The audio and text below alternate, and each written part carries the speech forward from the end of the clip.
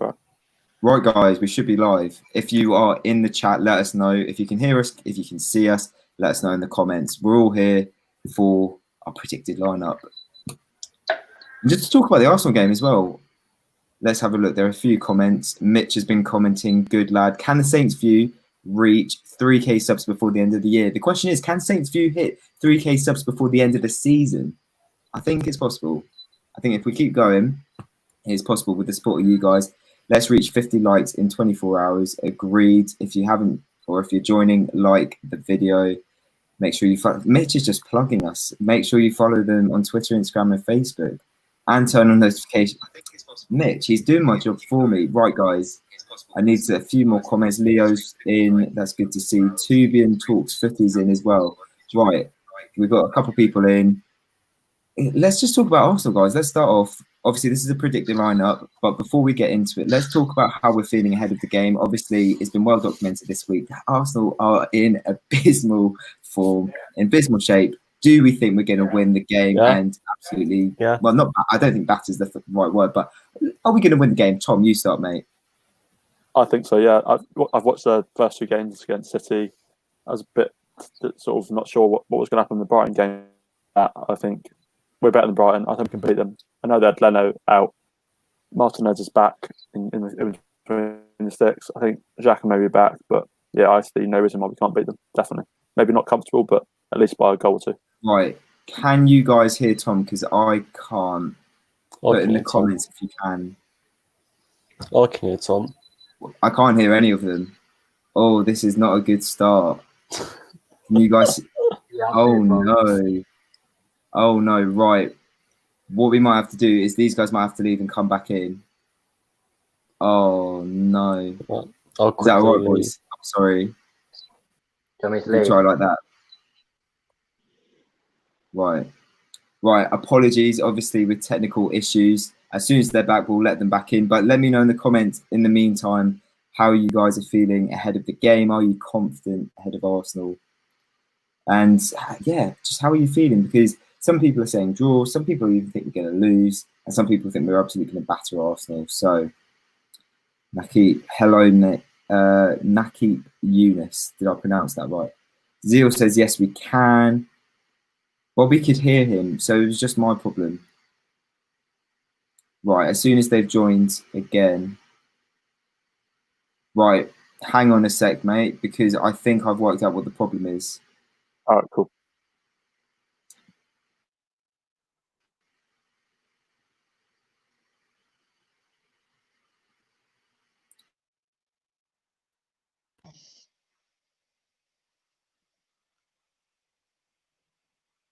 Speak now, mate. Hello? Yeah, I can hear you now. Yes, awesome. Right, cool. It's Hello. because of right, awesome. We are all here. Right. Teething problems, guys. It will be sorted by the end of the season, I promise. Bobby Max says 3-1 Saints.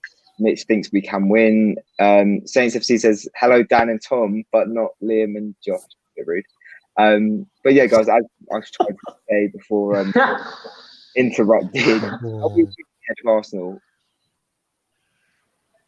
Obviously, Tom, you said your bit.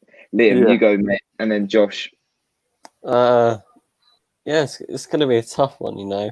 I did watch a bit of Arsenal's game against Brighton, but then I did watch Brighton last night against Leicester, and I thought they if Moorpay scored that penalty, they would comfortably win against a good Leicester side. And yeah, I'm confident in the game, but I just think because Arsenal got a lot of players out, I don't know. If we lose against them, I'll be kind of like gutted. I think, so how do we lose to them? But then I'll take a draw definitely. But it's definitely a game that I'm not going to say we should win, but definitely get a point. Definitely. It's the best opportunity we've had in a very long time to beat Arsenal. And having said that, our record against Arsenal is actually quite good. Josh, how are you feeling? Because like Liam said, I think we'd all take a draw, but it kind of feels like we have to win this one. We have to take the opportunity. Yeah, of course. I mean, Arsenal are a shambles right now, obviously, after the Brighton loss and the City loss as well. I think they've been unlucky with injuries. Obviously, the Leno one recently and Xhaka going out, their first team midfielder and the keeper. I think we can take advantage of that. And, you know, we just beat Norwich 3-0, so we've got every chance. I think it'll be interesting of how we play at home, whether we play like we normally do, or whether we go for an away style. It should be interesting, but I really do believe we can nick the 3 points here. Yeah, no, I completely agree with that. I think, yeah, like I said, it feels like the best opportunity we've had in so long to beat Arsenal. You know, we beat them at home last season when we hadn't won at home all season. They were unbeaten, what is it, 20, 22, 23 games in all competitions, and we beat the odds to beat them. Now, I think we can come. Are we favourites for this one? I think we should say that we are. They're in abysmal form. We had a great win on Friday. I feel like we are favourites. What do you guys think? What do you think, Tom? I don't like to advertise bookies, but with the bookies that I looked at, we are favourites. Just. Yeah. I think that. Yeah, I think we are. Even though our home form hasn't been great, but obviously no fans there now. I think there's every chance that we can win. If Aubameyang's the one that worries me. He's such a potent goal scorer. Obviously, he hasn't scored in the first couple of games, but yeah, I think we're probably favourites, but there's not much in it. I think if we can win, then it'd be massive because we've got 11 points. But do we think that a draw is probably the most likely result, or do we feel like this has to be an opportunity? Like, will we be gutted if we don't win? Tom? Yeah, I personally would be quite annoyed because you're not, like you said earlier, you're not going to get many better opportunities to beat them. So a draw, we haven't drawn that many games this year. I think it's 4 games we've drawn. So us, we don't draw often. I think it's a great chance to win, and like I said earlier, it's one we've got to take advantage of. And the other thing that Tom mentioned just there was home form. Obviously, we have the worst home form in the entire league. But behind closed doors, Liam, do you think that matters? Like, obviously, we've seen a good handful of Premier League games now, and in fairness, there have been a few home wins. But do you think it is an impact? And do you think actually the fact that there are no fans, this is probably the best time to get our home form back on track? 100%. It's a tough one, you know, because I was watching a game last night with Tottenham West Ham. They're saying since the restart, every game it's just been one team who scored. It's not been any 2-1s or anything like that. So see, there's a lot of games tonight, but it looks like whoever scores first basically wins, because it's only been like 2-0s, 1-0s, and no like 2-1s or like any 2-2s. So all the draws have been 0-0. So this is a game that, like, it'll be better. We'll be better at home without no fans. Personally, a lot of the home fans are, if anything, creative. The players don't feel like they can go out and express themselves, because if they lose the ball, not us, but like some fans just criticise. And honestly, I think we'll be a lot better without fans at home this season. Yeah, no, I have to agree with you there. But it's interesting because I think the only game in which a team has won from behind was that Brighton Arsenal game. And let's talk about that quickly. Obviously, neither side were great. Let's be honest. Brighton weren't amazing, but like you said, Liam, earlier, they were very good last night against Leicester, very solid at the back. But Arsenal, of course, let's focus on them. They had chances, but they were absolutely appalling, Josh, weren't they? Yeah, they were. Aubameyang had a few chances along with Lacazette, but I don't know, they don't look like the top 6 side they used to be. You know, I mean, Lacazette was. I don't think they have anything going forward really against Brighton. Aubameyang was struggling. I think their brightest spark was one of their young players, and that just says something. I think defensively they're all for, obviously, Luiz against City, or for Mustafi still there. So, we can exploit them, and with Ings up there, there's definitely goals in the game. Yeah, no, I completely agree. Well, obviously, this is the predicted lineup, so let's get into it.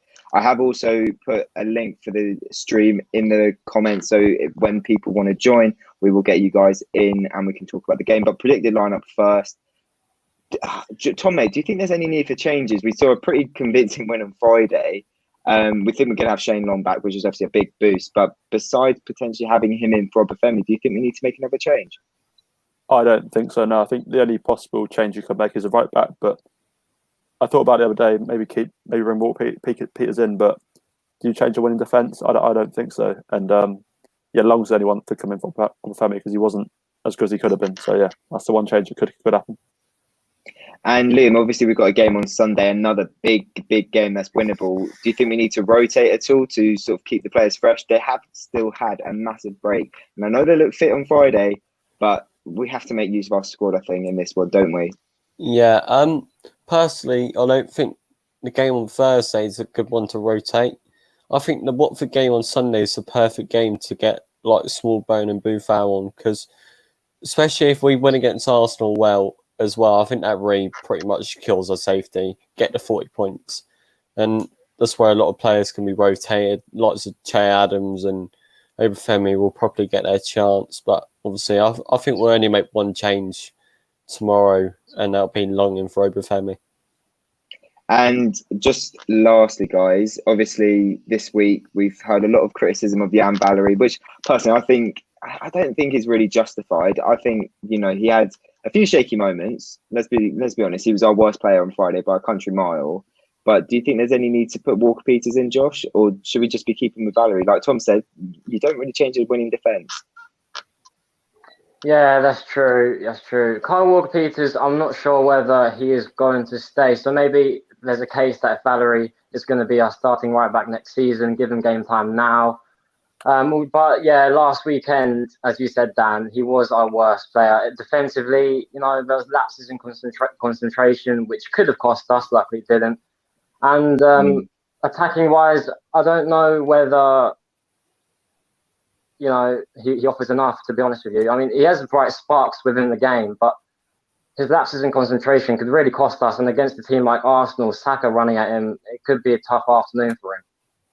But has this proved now that right back quite possibly has to be the first priority, Tom, this transfer window? 100%, yeah. Obviously, Cedric leaving early in the season to go to Arsenal. I think right back's been a problem for a little while. Valery came in straight away and got a couple of goals against Spurs and United. No one was particularly good, but I think, right back has got to be top priority because, as far as I'm aware, there's not any other youth prospects coming through at right back that are challenging. So, has to be sorted in the summer. Right, so everyone watching, I have put the link in the stream. A few of you have come in and out, but if you now want to come in, we will get some of you on. You can share your predictions, how you're feeling ahead of the game, but let's go round, guys, and share our score predictions. I was saying 2-2 at the start of the week, but now I'm quite confident that we can go and win 3-1. Tom, what do you think? Yeah, similar sort of score, 2-0, I think. I think we should be able to keep a clean sheet. Were a few nervy moments against Norwich, but I think 2-0 against them is more than capable for us. Liam? 2-1 Saints. Yeah, good lad. And Josh, are you going to complete the quartet of wins? Yeah, I back us to win, I think. I'm going for a 2-1 win. Good lad. Well, of course, guys, we will be doing a live watch along on Thursday. So tune in from 5:30. Well, tomorrow. The game's coming around quickly. Right. He did try and get on last time, I think, against Norwich, and his mic wasn't working. But we have got Mitch. Hopefully his mic is working this time. Yeah. You all right, mate? Awesome. Yeah. How are you doing? You all right? Good, you? Yeah. Yeah, not too bad, mate. How are you feeling ahead of the game on Thursday? Are you confident? What? Are you? Well, that was a very I think it's brief moment. him. Oh, bless him. I think we'll try and get him on. We'll try and get him on later, or maybe tomorrow. If anyone else wants to join, feel free. We'll give it a few minutes. But yeah, of course, we're going to be streaming next. I keep forgetting that it's tomorrow. Like it's come along so quickly. But I don't think we're going to get a chance to talk about Watford because obviously that game comes along quickly. Do we all feel like that's the more winnable game, or actually we need to be winning this one more so? Tom, what do you think? I think Arsenal's probably more winnable because I've watched Watford the other day against Leicester and they look pretty good. Obviously, they've got Burnley, I think, on Thursday, so they're going to have the same sort of rest time to us. I think they're right up for it. They're a point clear of the drop zone, so every game's massive for them, whereas Arsenal, realistically, they're probably not going to reach Champions League, Europa League places, maybe Europa League. But yeah, I think Arsenal's probably more winnable. I think now Arsenal's season is completely dead. For us, though, I kind of feel like there's something to fight for. I think top it's not far away. You know, now that we won, top 10 is not far away. Liam, do you think that should be the aim now? Or do you think we should just sort of take every game as it comes and see what we can do? Yeah, why not? Let's go for top 10. But I think it's a mix of both. You want to take each game as it comes, but then you want to have a target for the boys to play for. Like, top 10 is still very realistic. Like, you've got lots of teams like Burnley who they got absolutely battered by Man City 5-0 on Monday. That lack of confidence, I don't think they'll beat Watford tomorrow. I think that's another loss for them. And if we beat Arsenal tomorrow, we leapfrog above them. Everton have got Norwich tonight. It's a lot of teams around us who, well, they have important games still, and I really think we can get top 10, but I'm probably still sticking with my realistic prediction like we did a live video a couple of weeks ago. I still think we'll finish 11th. Yeah, to be honest, I'd snap your hand off for that right now. But Watford, they're fighting. You know, they are fighting for something. It's something huge, Premier League survival. But we're going to go through a few comments here. Saints FC Vlogs has put a few comments in, actually, starting with, he said, I think Shea Adams should be up front. I think what we said about potentially needing to rotate against Watford, he could definitely be in question to start against Watford, but I don't think tomorrow. George Malaris, I think I pronounced that right, says, hi, George. Naki, I think I pronounced that right, says Nathan Teller will have more game time. I think definitely, maybe not tomorrow, but he did come from Arsenal, didn't he? So that'd be quite cool if he came on against Arsenal's first team. Maybe yeah, I think he'll more likely play like the Brighton game or something like that. Yeah, I think once we get to a safety point, then those players will like come in. In all fairness, he's only in there because Gineppo's suspended. So I think 100%, maybe 100%. I think maybe he won't get another shout after Watford because Musa's back available after for Man City. Red and White's 22 says, hi guys, Leo Futcher thinks it's going to be 3-2 Saints with 2 guys from Ings and 1 from Redmond. Now that's the last thing I wanted to talk about in this. Can Danny Ings get the golden boot this season? He's you laugh, guys, but he's only 3 goals off. Aguero has been ruled out for the rest of the season. Aubameyang doesn't want to be playing for Arsenal. Vardy and Leicester have started their 2 games awfully. I kind of feel like maybe he could. I really believe he could because he's playing football that he's enjoying. We're playing football and we're enjoying ourselves. We've got a good run of fixtures. He could go and win the golden boot. Let us know in the comments what you guys think. But I think we're going to leave it there for the time being. So thank you guys so much for watching this predicted lineup / sort of build-up game, live build-up for the game tomorrow. If you want to see another one of these ahead of Watford, obviously let us know. And join us tomorrow from 5:30 for our live watch along. And also check out our match preview if you haven't yet already. Remember to subscribe, like this video as well. Follow us on all of our socials, and we'll see you tomorrow ahead of a massive game at St Mary's as we